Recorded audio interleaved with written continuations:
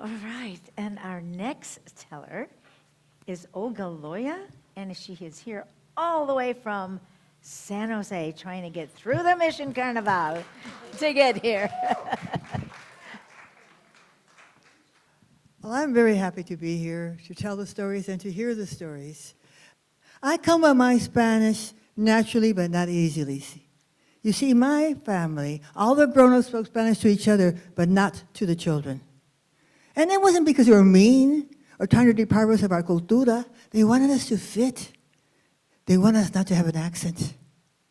Well, it didn't take much to convince me, because when I was going to elementary school, they didn't let us speak Spanish. If a student spoke Spanish, the teacher said, "Don't be speaking Spanish." And if the student continued, they would send it to the vice principal's office. And the vice principal said, "Didn't we tell you not to speak Spanish? Why can't you people understand?" And if a student continued speaking Spanish, the vice principal came down to the classroom, asked the student to come up to the front, put your hand out, and whack, hit him on the hand with a ruler. I thought, I'm not speaking Spanish. This is dangerous. I didn't tell my parents so, because I knew what they would say. "Olga, what did you do?" Because the schools were the authority. Whatever they said, that's what happened. It was a hard time, except I didn't really know it. That's just what was happening. But fortunately, I had my two grandmothers and my grandfather who only spoke Spanish. My grandmother, the two grandmothers talked all the time. Ja, ja, ja, ja, ja, ja. And my grandfather, he didn't like to talk. If you talked too much to him, he would get up, walk out, and go sit in the garden to be alone. My maternal grandmother, had two English words, sheet and hello. My paternal grandmother had two words, hello and son of a beach. She was good. I was madly and wildly in love with my grandma Loya. She was thin, short, hair pulled back in a moño bun, high cheekbones, kindest, most gentlest person you've ever met in your life, and I loved her. I wanted to be with her all the time. I would go see her. I'd walk in and she'd just give me a big abrazo, hug, and she'd say, "Mijita, ¿quieres una taza de café?" Nobody gave me coffee. She'd give me a little bit of coffee and lots of milk. We'd sit in the chair next to each other, and she'd put her arm around me, and I fit perfectly. And she'd tell me stories about my tíos and tías and my papa. Ooh, I love stories about my father, because he was travieso, mischievous like me. And sometimes she'd play music, and we'd dance. Or I danced, she didn't. She clapped.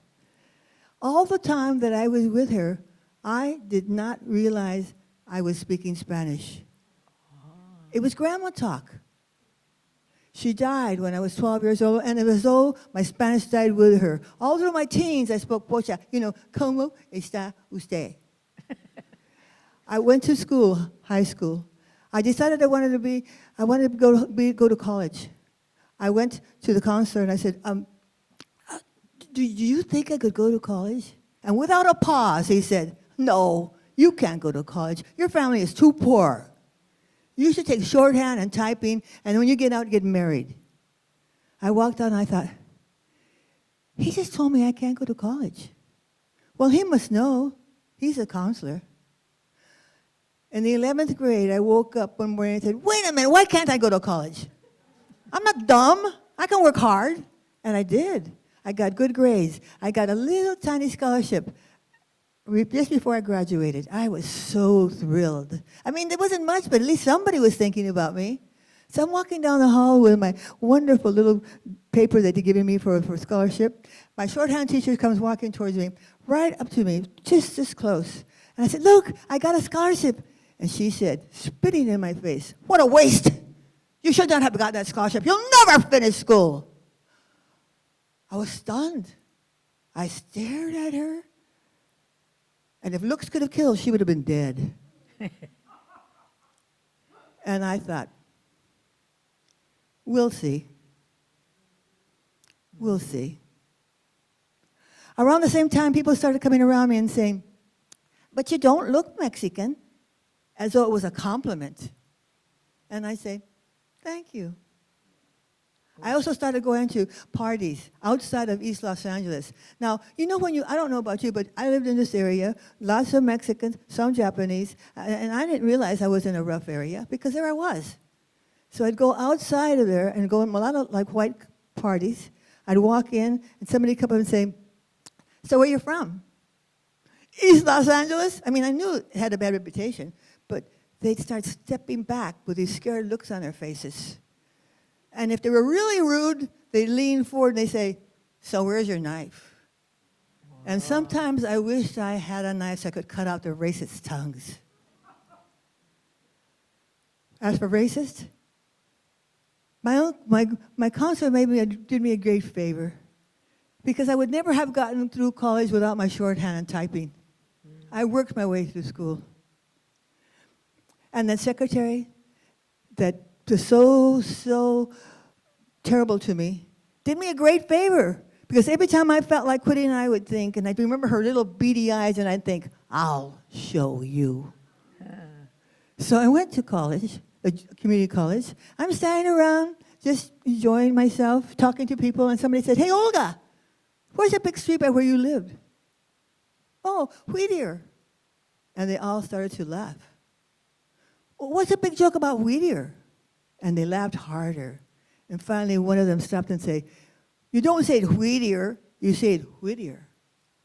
I didn't know I had an accent. How was I supposed to know? Where I grew up, everybody talked the same. I was embarrassed. I was ashamed. I began to move away from my community, from my cultura.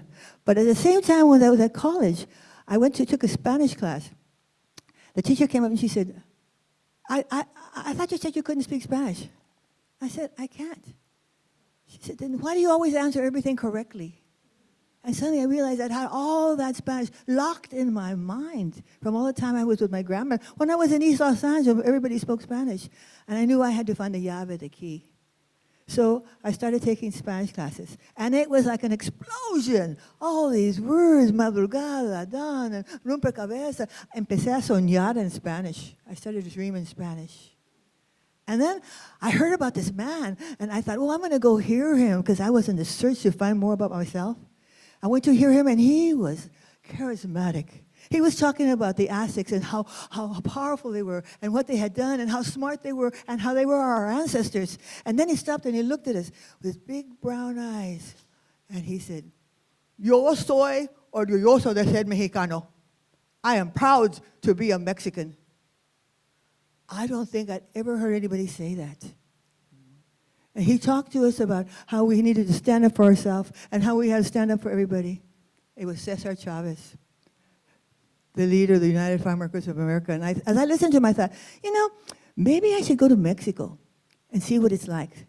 So in my late teens, I went with a friend, and what a revelation. Oh, the mercados with all the beautiful smells of café, coffee, and chili, and flowers. I saw light-skinned, dark-skinned, brown-eyed, green-eyed, blue-eyed, blonde, brunettes, redhead, all of them Mexicans. I went to the museums, and I saw the wonder of what my ancestors had done. I went to the pyramids. I could not believe that they had built it. I went to the churches, and it was so beautiful, all the saints and the Virgen de Guadalupe. Ooh, she was everywhere. And it reminded me of my family, because in my family, everybody had at least 5 or 6 images of Virgen de Guadalupe in the church. I sat at the cafe, and I drank café con leche, just like I drank before. And I watched everyone. I listened to the language. I listened to the music. And then I saw beauty.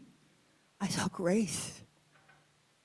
When I went back to East Los Angeles, I looked around, and that's what I saw. Beauty, grace. And when somebody said to me, "You don't look Mexican," I did not thank them. I said, "What does a Mexican look like?" My grandfather, my aunt, and my uncle were redheads. I had an aunt that was blonde, and I have lots of uncles and aunts who are dark-skinned and dark-eyed. So what does a Mexican look like? So the discoveries go on. I realized not too long ago that it was really easy for me to go from Spanish to English and English to Spanish, because when I grew up, people said things like, "Vamos a la house," or let's go to the casa. And my family, who tried so hard for me not to have an accent, failed completely because not only do I have an accent in English, I have one in Spanish.